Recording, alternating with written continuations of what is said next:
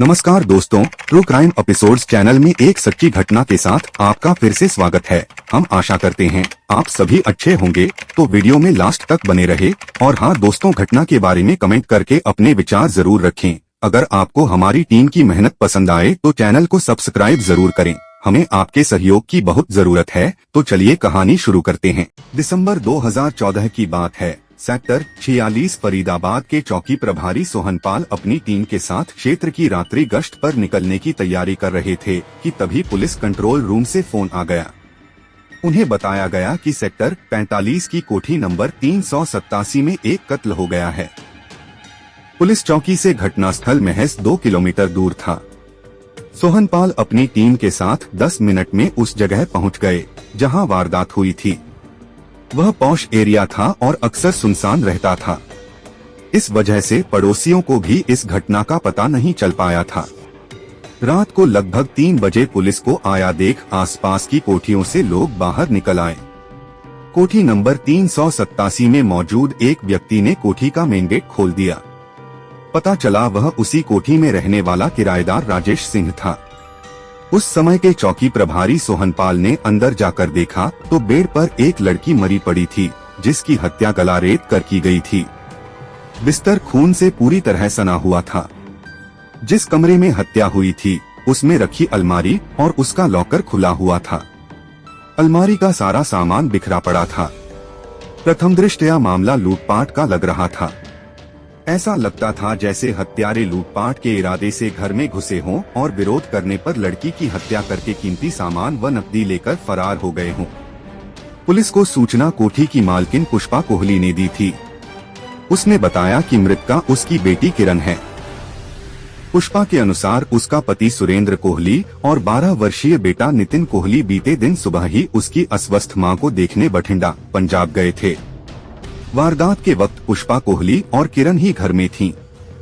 पौष इलाके में हुई इस सनसनीखेज वारदात की सूचना पाकर पुलिस के उच्चाधिकारी भी घटनास्थल पर पहुंच गए थे। पूछताछ में पुष्पा कोहली ने बताया कि बीती रात करीब 9:45 बजे जब वह रसोई में खाना बना रही थी, तभी मेन गेट खोलकर बुर्के वाली 2 औरतें अंदर आईं। किरण उन दोनों को अंदर ले आई। कुछ देर बाद जब उसने किरण से उन दोनों के बारे में पूछा तो उसने बताया कि वे उसकी परिचित हैं और उसे उनके साथ कुछ हिसाब किताब करना है।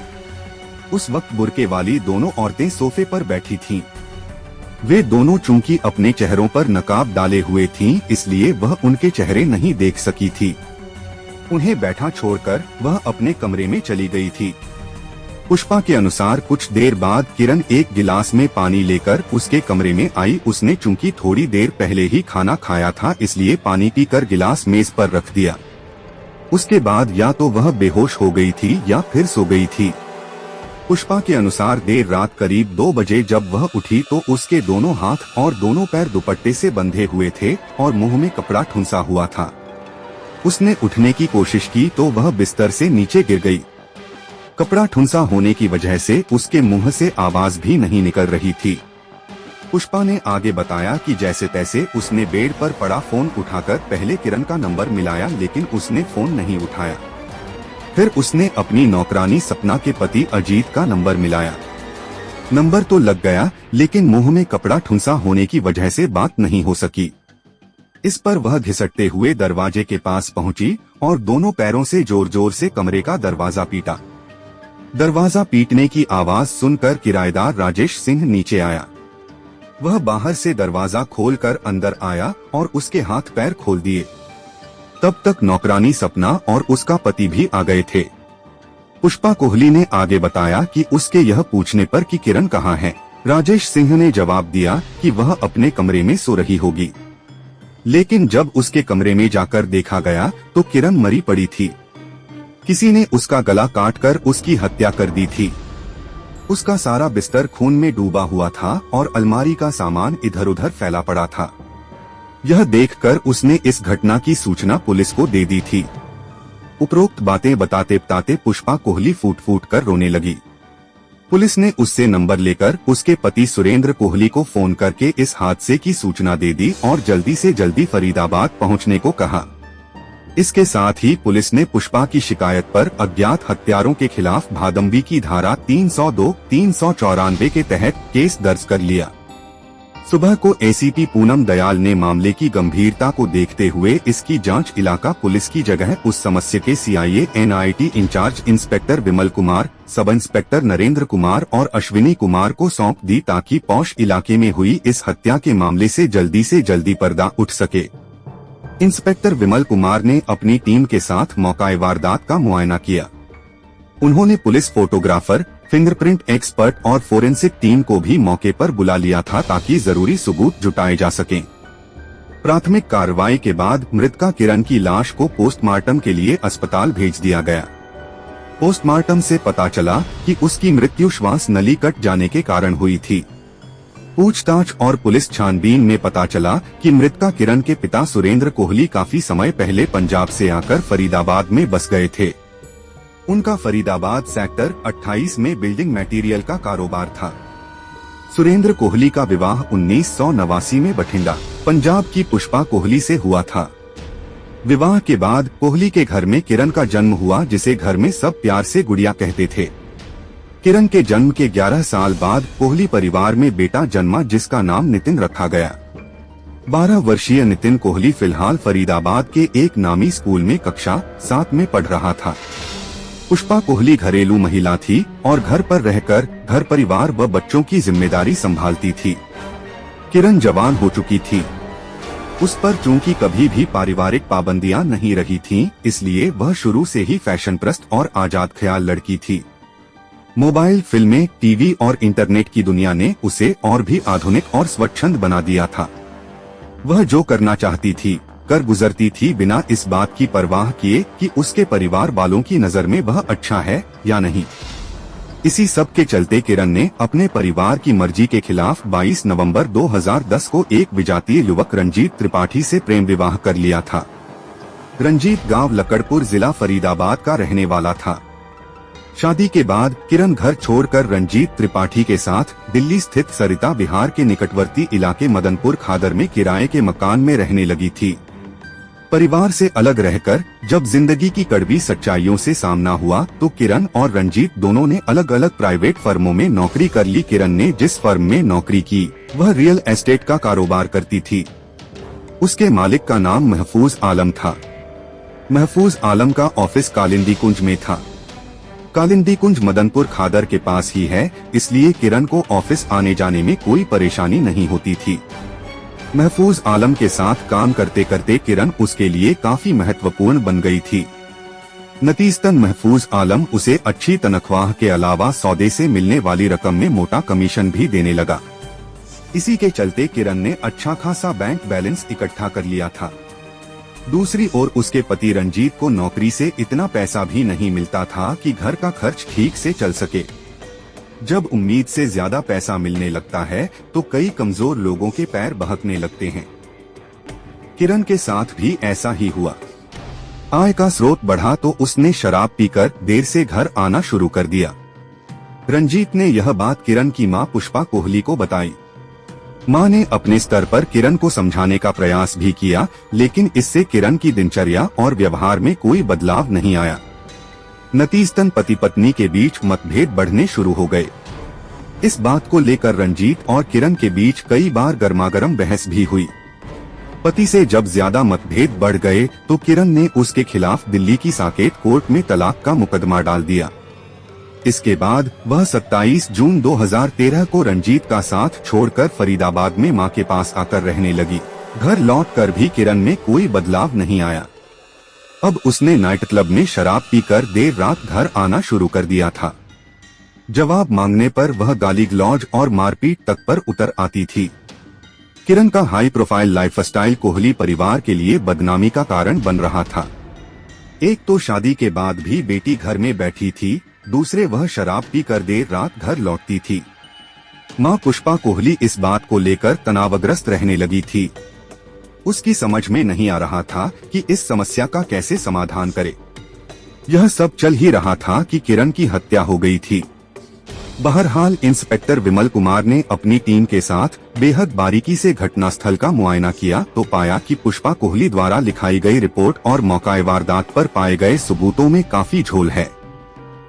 इसी को ध्यान में रखकर उन्होंने सुरेंद्र कोहली के किराएदार राजेश सिंह, नौकरानी सपना व उसके पति अजीत के अलग अलग बयान दर्ज किए।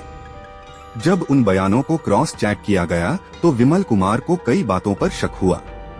मसलन किरण ने पुष्पा को गिलास में पानी दिया था जिसे पीकर वह बेहोश हो गई थी और शायद बाद में सो गई थी। यह बात समझ के बाहर थी कि किरण ने बिना मांगे मां को पानी क्यों दिया और उसने क्यों पिया। इंस्पेक्टर विमल कुमार ने गिलास के बचे पानी को सूंघ कर देखा तो वह सामान्य पानी था और उसमें किसी तरह की कोई गंध नहीं थी। फिर भी उन्होंने उस पानी और गिलास को जांच के लिए प्रयोगशाला भिजवा दिया। दूसरे पुष्पा कोहली से जब दोनों बुर्केवालियों के डीडॉल, शक्ल और आवाज के बारे में सवाल किए गए तो वह कोई संतोषप्रद जवाब नहीं दे सकी। संदेह हुआ तो पुलिस टीम ने पुष्पा कोहली का मोबाइल फोन सर्विलांस पर ले लिया और उसके फोन की पिछले 6 महीने की कॉल डिटेल्स निकलवाई। इस बीच पुष्पा कोहली के पति सुरेंद्र कोहली, बेटा नितिन और कुछ अन्य रिश्तेदार भी आ गए थे। माहौल कुछ ऐसा था कि पुलिस पुष्पा से कड़ाई से पूछताछ भी नहीं कर सकती थी। अगले दिन पोस्टमार्टम के बाद किरण का शव उसके परिवार को सौंप दिया गया। उन लोगों ने उसी दिन उसका अंतिम संस्कार कर दिया। अंत्येष्टि में शामिल होने के लिए किरण की नानी भी आई थी। इंस्पेक्टर विमल कुमार ने नानी से भी पूछताछ की, पता चला कि वह पूरी तरह से स्वस्थ थी, जबकि पुष्पा ने अपनी इसी मां को अस्वस्थ बताकर पति सुरेंद्र कोहली और बेटे नितिन को 250 किलोमीटर दूर बठिंडा भेजा था।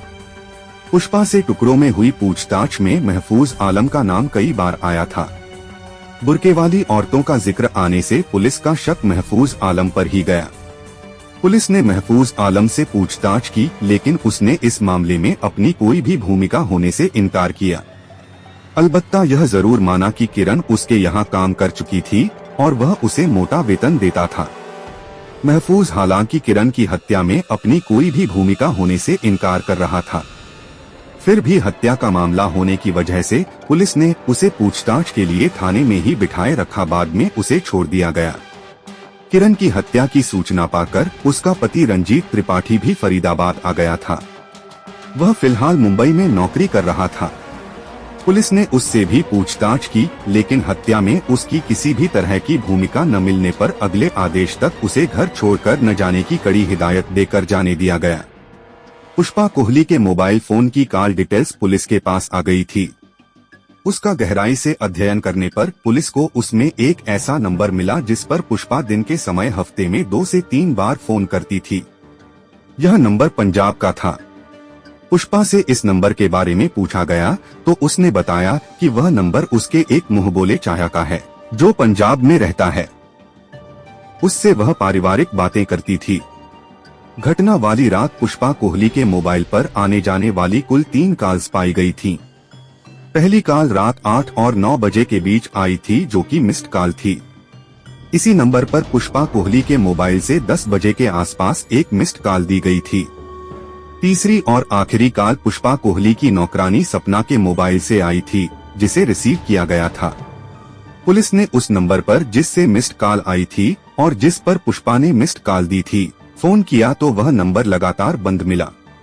जब उस नंबर की जांच की गई तो पता चला कि उस नंबर की सिम पंजाब से नकली आईडी और फर्जी पते पर खरीदी गई थी। लेकिन आश्चर्य की बात यह थी कि घटना वाली रात उस नंबर की लोकेशन सेक्टर 45 और उसके आसपास थी। ऐसा लग रहा था जैसे उस नंबर का इस्तेमाल किसी खास मकसद से ही किया गया था। इससे शक की सुई पूरी तरह से पुष्पा कोहली पर आकर ठहर गई। अपने शक को और पुख्ता करने के लिए जब पुलिस ने पुष्पा की नौकरानी सपना से उसके द्वारा की गई फोन कॉल के बारे में पूछा तो इस हत्याकांड की तस्वीर काफी हद तक साफ हो गई। लेकिन कुछ कारणों से पुलिस अब भी पुष्पा कोहली से पुलिसिया तरीके से पूछताछ नहीं कर सकती थी क्योंकि वह शिकायतकर्ता होने के साथ साथ महिला भी थी। अंततः इंस्पेक्टर विमल कुमार ने अपने उच्चाधिकारियों से विचार विमर्श करके 3 जनवरी 2014 को पुष्पा को हिरासत में ले लिया। जब सपना द्वारा दिए गए बयान को आधार बनाकर उसे घेरा जाने लगा तो पहले तो वह पुलिस को बरगलाती रही लेकिन अंत में टूट गई। आखिर उसने स्वीकार कर लिया कि उसने ही सुपारी देकर अपनी बेटी किरण की हत्या कराई थी। दरअसल पुष्पा की नौकरानी सपना ने घटना वाली रात कोठी के आगे वैगनार कार खड़ी देखी थी। बाद में उसने पुष्पा को फोन करके पूछा था कि क्या घर में कोई मेहमान आया है। चूंकि पुष्पा ने सपना की कॉल रिसीव की थी, इसलिए यही उसके लिए मुसीबत बन गई, क्योंकि यह बात सपना ने पुलिस को बता दी थी। जबकि पुलिस को दिए बयान के अनुसार उस वक्त पुष्पा बेहोश थी।